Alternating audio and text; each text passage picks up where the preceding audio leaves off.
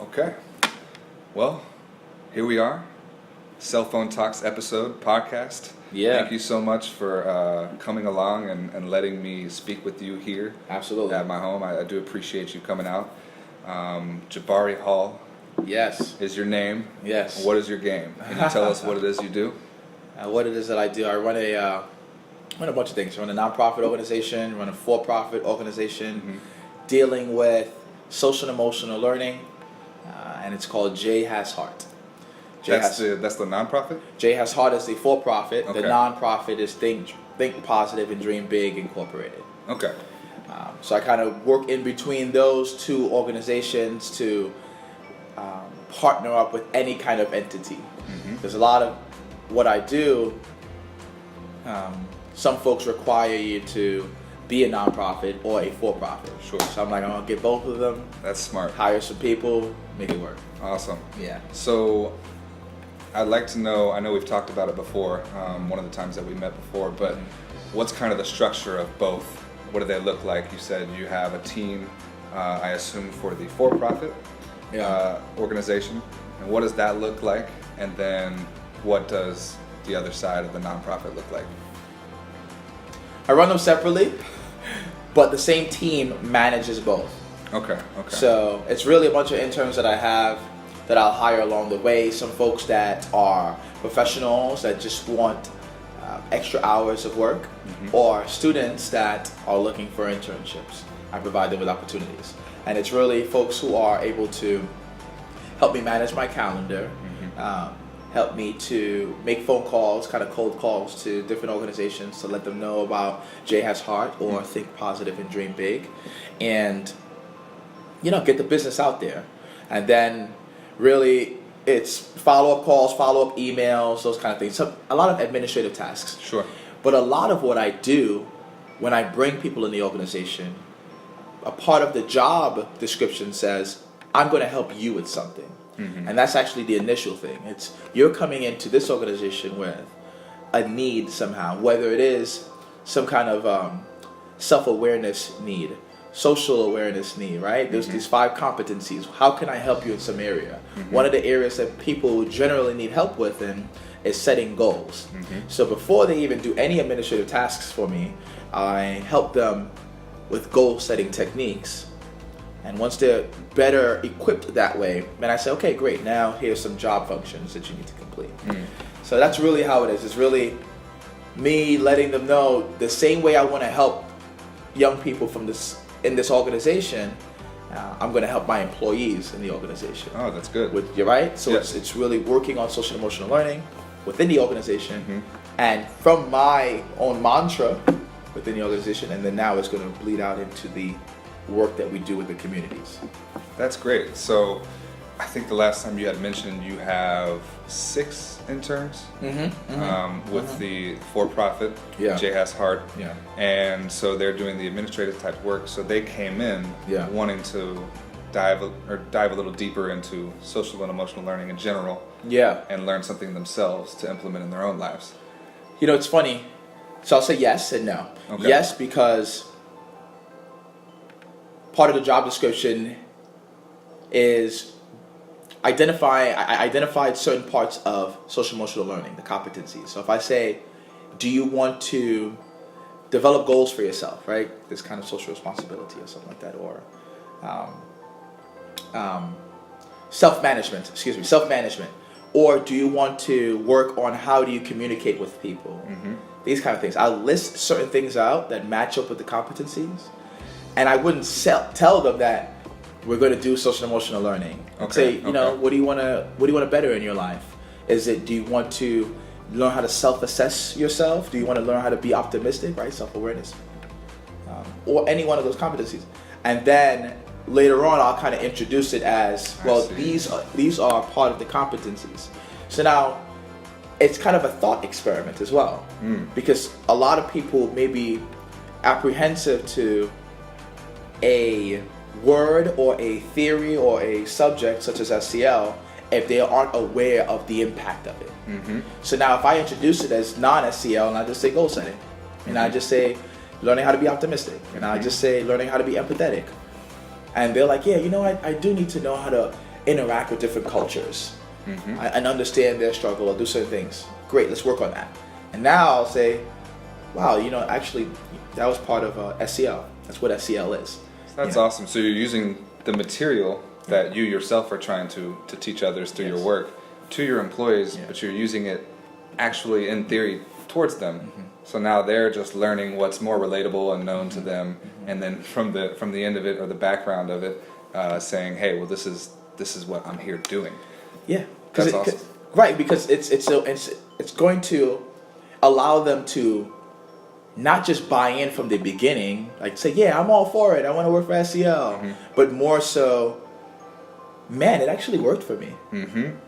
Okay, I can see this working. Now I see why I've joined this organization. You're going to push for it further or push for it harder when you're speaking with other people. So your work that you're doing is being done internally, and you're creating people who are actual credible resources. Yes. And actually it's occurring in there. That's smart. I think that's the way to do it, absolutely. Yeah. Okay, great. So you've been, I guess, managing these two organizations for how long now? Off and on, maybe 9 years. Okay. J.Has-Heart 9 years, and then a few years for the nonprofit. Okay. And so for the listeners, I know we've talked about it before, but exactly what are the individual things that you do on a day-to-day basis that are a part of the organization? Okay. For your clientele, so to speak. Yeah. Day-to-day things for the organization. So I have opportunities where I get to administer the curriculum to different schools. So I'm traveling around to different schools in different cities and administering parts of the curriculum. And then also I'm administering workshops. So we developed workshops that directly help with a certain competency within social and emotional learning. Okay. Yeah. So I'll facilitate those workshops. Outside of that, I'm doing some cold calls myself, calling out to folks and introducing what the program is about, introducing J-Has-Heart, or meeting up with local community organizations and having meetings with them and letting them know how J-Has-Heart is different from any other kind of social emotional learning platform or company that they've encountered. So I'll do that. I saw the business sense. But in order for me to properly communicate what S.E.L is about, I have to live and breathe S.E.L. So I have to do personal development myself. I have to practice my self-awareness. I have to practice my social awareness. I have to practice all these competencies and master it in order to administer it the proper way. So a lot of time I am choosing to do some personal development. And I do it, I try to incorporate it in my daily routine, so it's not a compartmentalized activity. Right?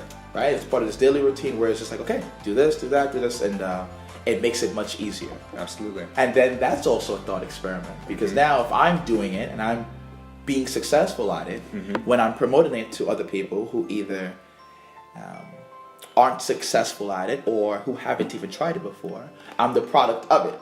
And I can also, I can speak to it, have a testament to it. And it just goes back to your, at the end of the day, quote unquote, selling yourself. Yeah. Because you are essentially what the organization is giving out. Exactly. So, okay, a couple of things from that then. The curriculum that you're speaking of, what is, I guess, the most highly sought after competency or workshop assessment that you find throughout your work? That's a good question. I ask it because really we can revert back to this question first, which is, what do you find is the most challenging about, I guess, getting your work enough notice to gain those clientele? Because social and emotional learning, emotional intelligence, started to gain some traction in the late 90s. In the 2000s, it got a little bit more in the business world. And now in the late, 2012, 2018 now, you're seeing it more and more in education and personal life. But it's still gaining that familiarity with everyone. Right. And like you said before, people are still more familiar with learning empathy, learning how to set goals rather than some of the competencies that are involved in social emotional learning. So what is the biggest challenge for you when it comes to your entire organization and your work and presenting these type of ideas to people? Wow. So that's a different question and a major question as well. Okay. What I'll do is I'll answer the first one and I'll come back to this one. I hope that the answer from the first one might be able to help the answer from the second. But maybe I've just made it more complex. But we'll see. You a little bit of both.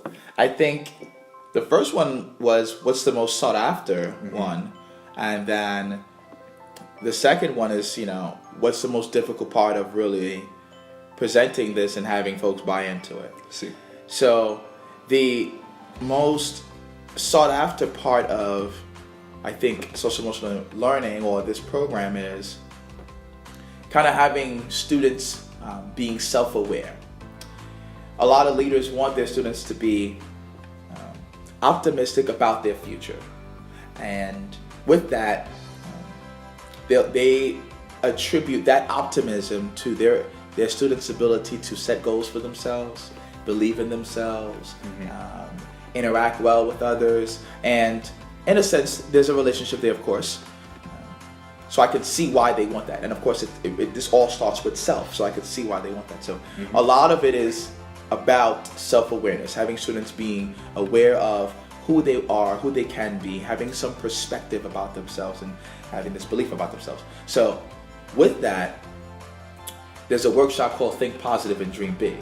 That's the flagship workshop of the organization. Okay. And that's been highly sought after because it speaks directly to self-awareness, but also social awareness and a little bit of self-management. So that's the most sought after part of things, and that's what people most request. Now, what's the most difficult part? It's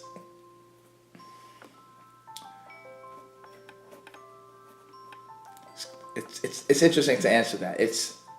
I'll answer it in two ways. One is having leaders who are trained to administer education in a particular way, having them to understand the importance of social emotional learning. So getting them to buy into the concept of social emotional learning. Now, a lot of institutions right now are picking up on it. I'll go in to have these meetings with prospective clients, and they'll either say, "Oh, okay, we're actually going to do that next fall," or our district is bringing that into our program, and we have to find ways to bring it in. So they're becoming aware of it and trying to find places to put it in their curriculum. But it's just challenging because they are not, I don't know if they're proponents on it or not, but they're so busy with how their structure is and completing their structure, which is kind of the natural way kids have been educated for so much years now. They're so busy with that they aren't seeing the importance of bringing in this kind of curriculum into the educational system that they're in and helping them. So it's difficult for that buy-in. Now, the other part of it is, like any other major system in America, education is like an institution. It's an institutionalized way of doing things. So when you have an institutionalized way of doing something, there's profit around it. There is history behind it and the way we do things and people conforming to old standards. Absolutely. So with that, because it's the educational system and the way kids are educated these days, and even we being educated at that age, folks are just tied into that, and there's a hard gate to really bring up or go through to bring in S.E.L. in a school. It's kind of like, no, this is how our school is built, and this is how we have to study for the test. We have to practice to the test. We have a state test coming up, and then after that state test, there's another state test. After that state test, another state test, and they have to pass this. It's like, it's been teaching to the test. It's been so one way of doing something that it's hard to really break that chain. So you have, again, people with the perspective of how education should be and the old standard, and then you have this institutionalized way of doing things that people are following, so it's even harder to break through that, to show the importance of social and emotional learning. Absolutely, yeah. That makes total sense, obviously, with the state of education that we have today.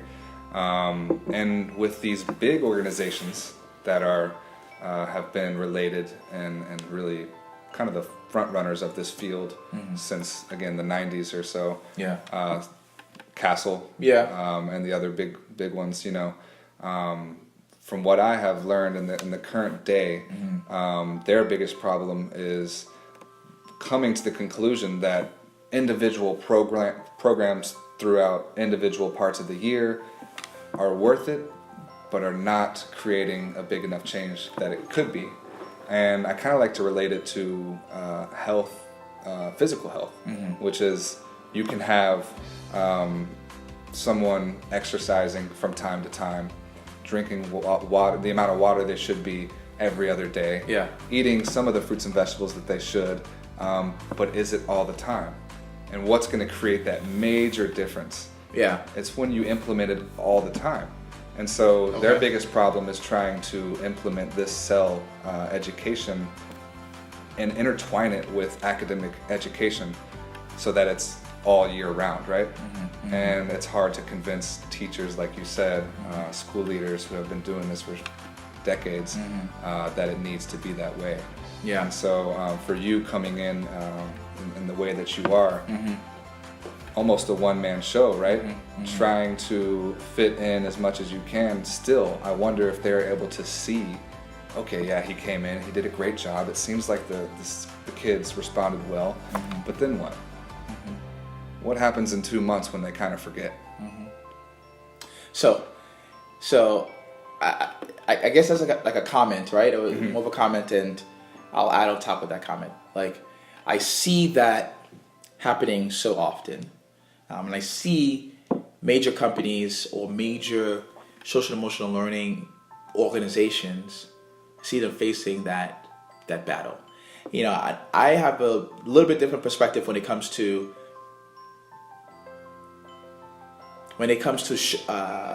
administering social and emotional learning, a curriculum all the time. Because if you look at the health example you gave,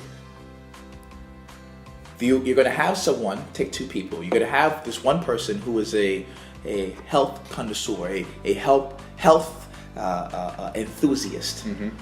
So they are going to drink the water, they are going to eat the healthy fruits and vegetables, they are going to follow a healthy diet and a healthy workout regimen, because they believe in this and health and preserving their temple, their body.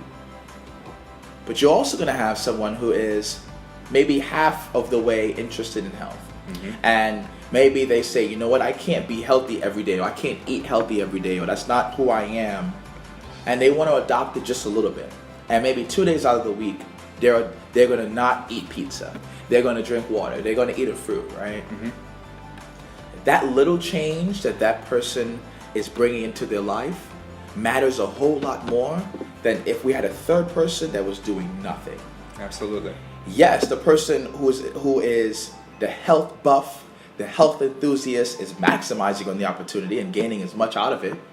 But the person in the middle is still capitalizing a little bit. Sure. And now it depends on them if they want to now go to either extreme, back to the way they were, or to the health enthusiast. So when you look at social emotional learning, it's the same thing. When you introduce it to a student, just like all these quotes, right? Once the mind is exposed to something, it can't contract. Once the mind expands, it can't contract. Once your mind is open to something, it becomes curious. And if students are introduced to S.E.L, it doesn't have to be, yes, it should be on a reoccurring basis, but it doesn't have to be an everyday thing to see change. They could be taught S.E.L 2 days out of the week. They can be taught S.E.L for 2 weeks in the beginning of a semester and help carry them through the rest of the semester. it doesn't have to be every day. It can be every so often, but the mere fact that we're introducing it and we're bringing it into the body, we're bringing it into the spirit, it has, it can only help. Absolutely. It can only help. And I think I'll give you one more example. It's like bringing anything into our body, right? Or even if you do an experiment and you drop, for example, we're drinking tea right now. If we didn't keep the tea bags in the water wouldn't turn the color that it is right now. But if we just steeped it for 1 minute instead of 3 or 5 minutes, the water will still turn some color. So if S.E.L enters the system, it's still in there. It may not be as potent, just like this tea is potent, but it will still be in the system. Absolutely. And that's a way I want folks to understand the importance of S.E.L and how it can be impactful on the student. So now to your ending point of what do folks say when, yes, you come into the school, kids are in, they become enthusiastic, they're inspired by this workshop, and then 2 weeks later they're not. What happens? Well, one, that's when you bring back the program on a reoccurring basis. Whatever you deem necessary, maybe it's every month, maybe it's every 2 months, and you work out a package, which would be great. Or you recognize that one little change, that one little workshop may have impacted person A, student a little bit more than it did student B. And maybe student A and B isn't as enthusiastic about it as they were the day of the workshop. But maybe they just need a little reminder from their mom, their dad, their teacher about what they learned to help spark that again. Sure. So it doesn't have to be the organization coming back to help promote more S.E.L. It's the teachers now, it's the mom and dad at home to also work together and help continue that effort, help to jog their memory. Absolutely. So that it continues on and it helps them. So, and that's what and I would go into how that's why J-Has-Heart is the way it is. We basically work in a village mentality. It's understanding the need for the child. Yes. But also working with the leaders of a school to understand the needs of a child. Yep. And working with the parents to understand the need of this child. All of us working together to keep watering this seed, watering this plant, watering this child to grow. So that was going to be my question too. At least within the workshop that you keep referring to, it is in some way involving the family or the parents at least too. Is that correct? The particular workshop, well, each workshop is designed within J-Has-Heart, right? Not any other organization like S.E.L or anything else. Within J-Has-Heart, we are different than any other organization because we understand the individualized need of a student. Okay. Or the individualized need of a human, period. We each learn differently. We each understand things differently. Whether it is a student who's 13 years old, or 9 years old, or an adult who's 24 or 30. So with that, the packages or the workshops are specifically designed to fit certain demographics, certain groups of students that fit a particular demographic, a particular social economic status. So we differ in that way. When it comes to the workshops directed towards parents and students at the same time, no, it's not.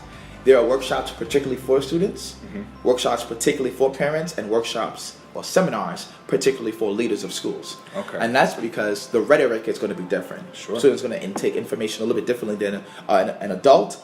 And an adult who's a parent versus someone who's a teacher in the profession is going to receive information a little bit different as well. Sure. So each one of them have to go through a different set of, a different type of workshop or seminar to really have the importance of social emotional learning hit home to them. Okay. Perfect. Yeah. So, okay, awesome. To kind of move towards, I guess, a conclusion here then. Yeah. We've been speaking more on a macro level. Yeah. But I'm going to put you under the microscope here. Oh man, I feel the heat. With a bit more personal question. Feel the heat. Because it has to do with more of your vision for the long term. Yes. With the organizations and just your work in general. What is your organization looking like 5 years, 10 years? Yeah. And this is personal, and it has to do with your vision, which means it could be as simple as maybe I'm not doing this at all tomorrow. Yeah. But maybe if this is what you continue to kind of go down the path with, what is it doing? I mean, are you working more and more towards the ability to continually present this material to the same kids down the line more and more as they grow into their education? Or are you more focused on simply with more reach into introduction to new kids? I mean, what's kind of the vision there? I like that. So I heard like 3 questions in one. I was listening very intently there. Heard 3 questions in one, and I want to answer all 3 of them. I'm not going to be too long with it. Okay. But first I'll say that we can't cover everything that J-Has-Heart is about, or the reasons for the passion or the goals of J-Has-Heart. Not in this time frame. So if the folks that are listening, you want more information, you can contact me or any one of my assistants at jhasheart.com.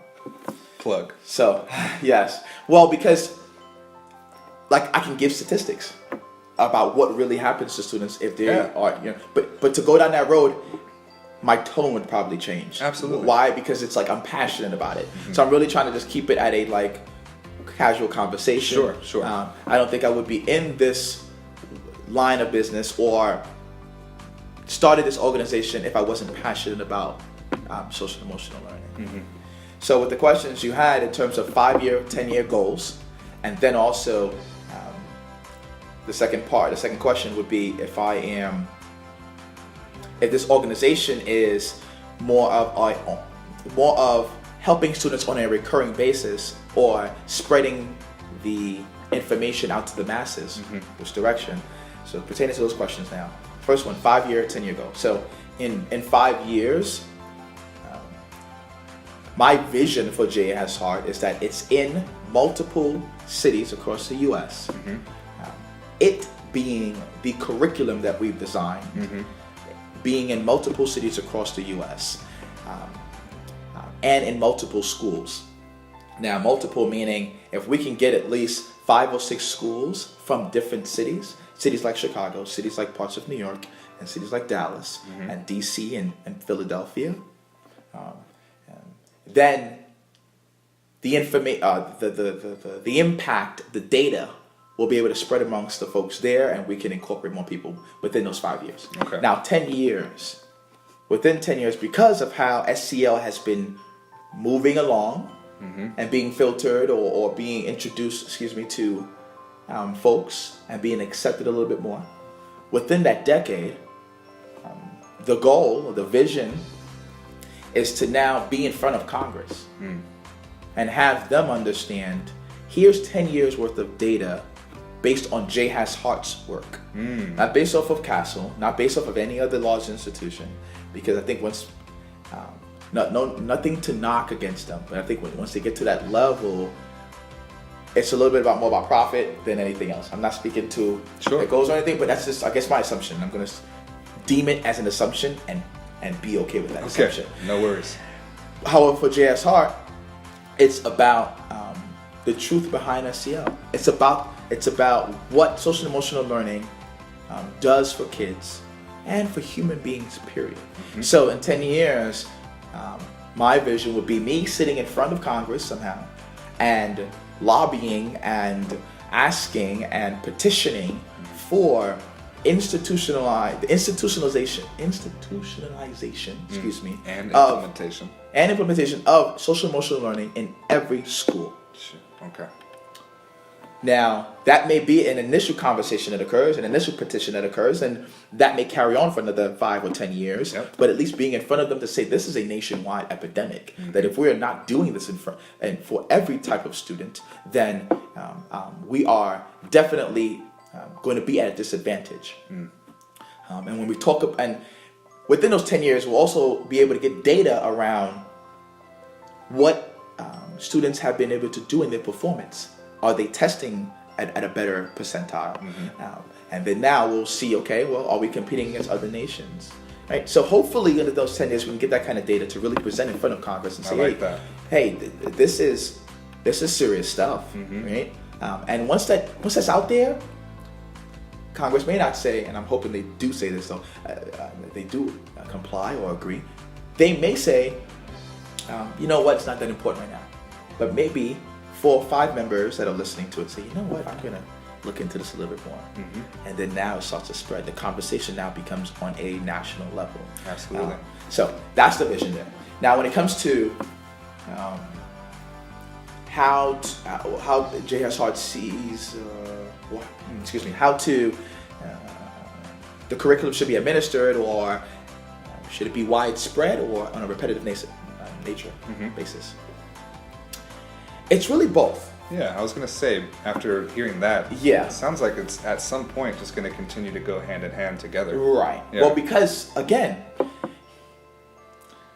see, what we tend to do is anything that we want to educate folks on, we create a rigid way of doing it. We institutionalize something. Okay, well, we're teaching math. We're going to institutionalize math, and you have to learn algebra and geometry, and then this and then that, and that's how it works. And a formal way of doing things. Yes, I can understand that. But with S.E.L, it's coined S.E.L for educational purposes and some things that people can wrap their minds around when it comes to putting these 5 competencies together. But it's really a branch or a way of describing just people developing themselves, just people being better people.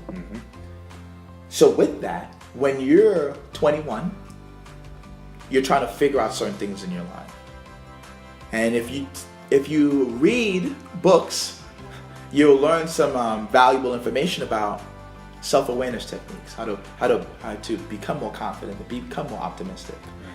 There's a great book, The Success of a Positive Mental Attitude.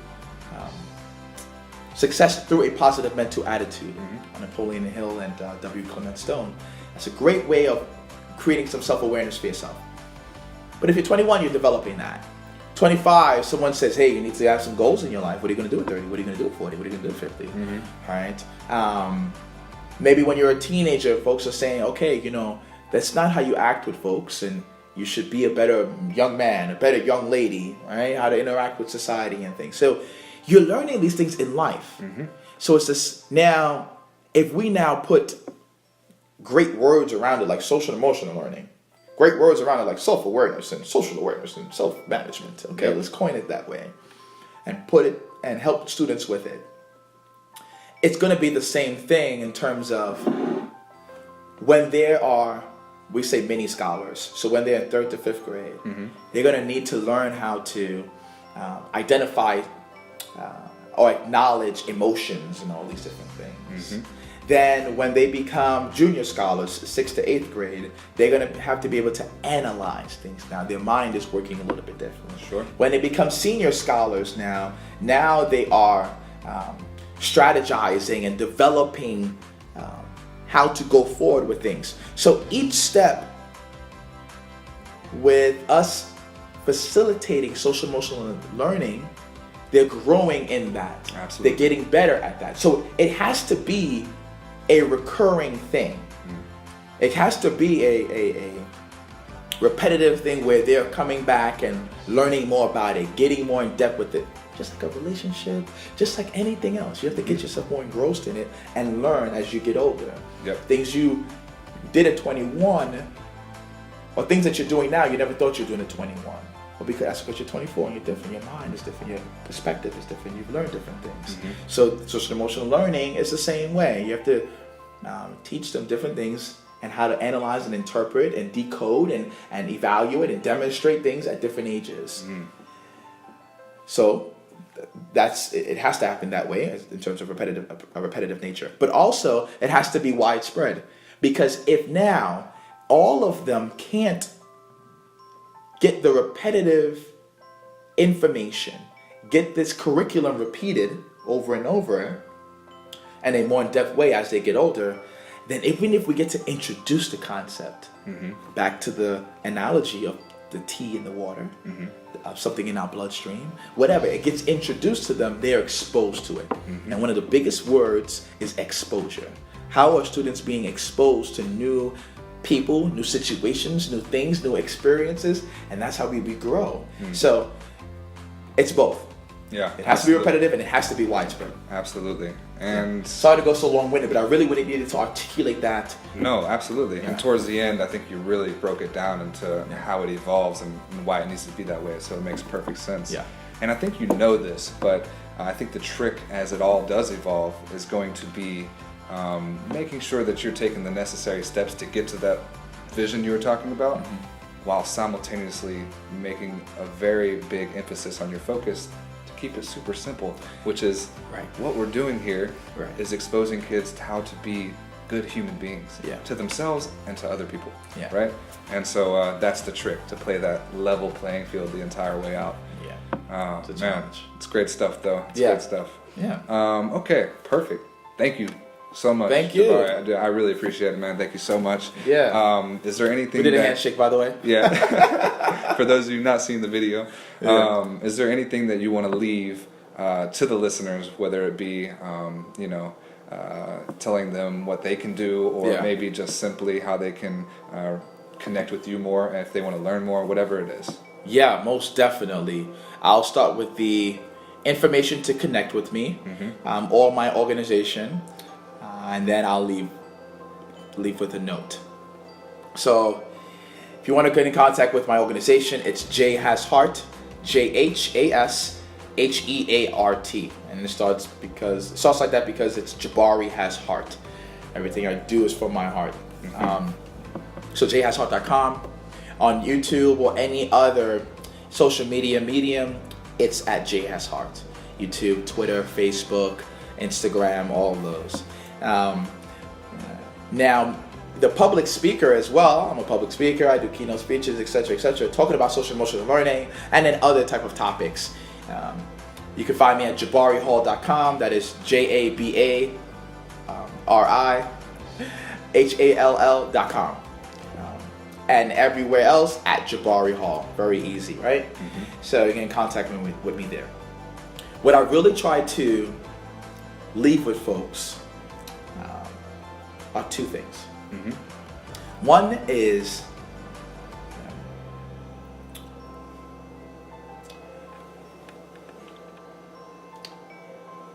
my desire for them to be empowered. What does that mean, right? For you to feel authority over the decisions you make in life. Authority to act, feeling that it's righteous to do the things necessary to get something done. I empower people to do that, and I urge people to feel empowered to do. And folks often wonder, how do I get empowered to do, right? And it really goes back to developing self. Finding out what challenges you, what stops you or hinders you from feeling your best. Analyze that. Maybe it's hard sometimes, but sometimes it's easy. Analyze that. What's challenging you? What's stopping you? What's hindering you from being your best? When you want to smile, what's stopping you from smiling? Are you telling yourself, don't smile because we don't smile right now? I don't know. What are you telling yourself? Smile. Are you saying hello to people? Are you doing the right? Are you just being kind? What's stopping you? Figure that out. And if you don't want to be like that, find little opportunities for you to change that. So maybe you don't smile every day, okay? Maybe you smile on Mondays. Maybe you smile on Thursdays. Maybe you say hello to every person you see on Saturday mornings. Do it little bit by little bit. And as you do it more, you'll become more empowered.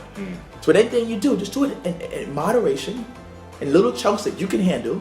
And soon enough, you'll become something that you never thought that you were before. And then if it doesn't work, come to somebody like me, and I'll help you with that. Absolutely. But self-empowerment is so important, because when somebody feels good, when they feel happy, they're able to interact in the world a little bit differently. When you're sad, you don't want to interact in the world, or you're doing evil things or angry things to people when you don't really need to. And you question yourself later on, why did I do that? It's not me. Well, it's not you. So don't do it, and find ways to do it. And that's self-empowerment. That's one thing. Second thing is